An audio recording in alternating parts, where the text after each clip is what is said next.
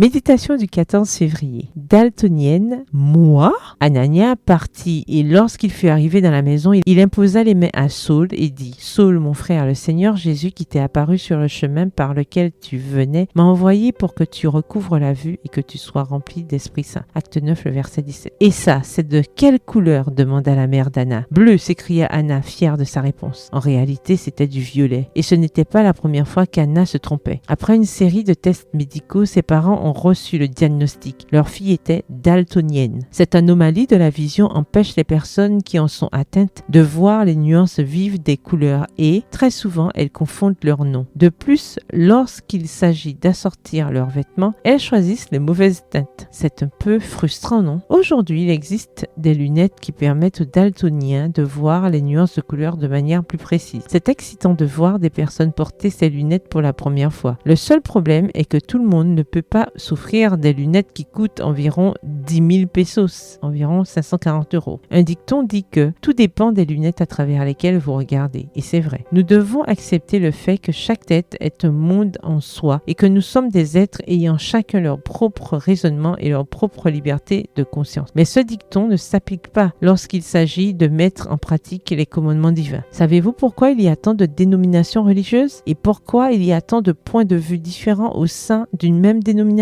C'est vrai, vous avez trouvé. Parce que chacun voit à travers ses propres lunettes, les lunettes de l'orgueil. Il ne devrait pas en être ainsi. Saul est un exemple clair de ce que nous disons. Il a vu la croix du Christ d'une manière déformée. Les décisions qu'il prenait étaient basées sur ce qu'il croyait fermement être juste. Mais lorsqu'il a rencontré Jésus et reçu le Saint-Esprit, il a enfin pu voir clairement l'évangile et le salut qui émanait de la croix. Cher ami, la bonne nouvelle est que vous n'ayez pas besoin de donner 10 000 pesos pour obtenir le Saint-Esprit. Il suffit de le demander et il vous sera donné. Jésus nous enverra son Saint-Esprit et il nous enseignera comment nous comporter. Demandez aujourd'hui les lunettes du Saint-Esprit et vous pourrez voir les choses spirituelles avec plus de clarté et de précision. PS, heureuse d'avoir une bonne vision. Bonne journée, que l'Éternel vous bénisse.